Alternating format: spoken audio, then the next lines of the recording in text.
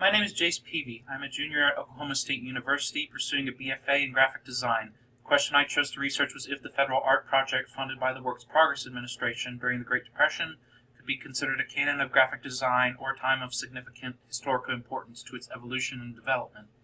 Ultimately, my research supported the thesis that because of the efforts of the WPA, graphic design was able to continue its evolution even during the time of the Great Depression. For most of us, the pandemic of 2020 has made the current times feel unprecedented. We couldn't imagine a pandemic that would change everything about our daily lives.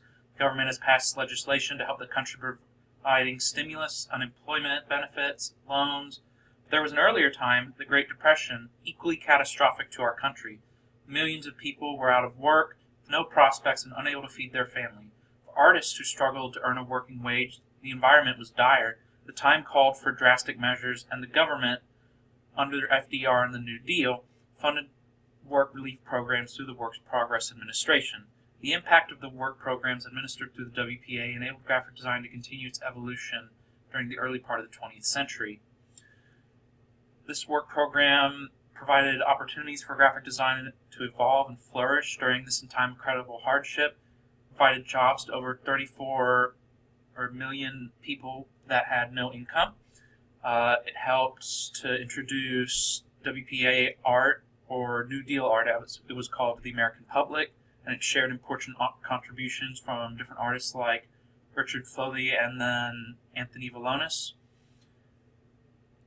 It ultimately contributed to the employment of over 5,000 different artists, and it also helped to create over 35,000 poster designs, over which 2 million different posters were created.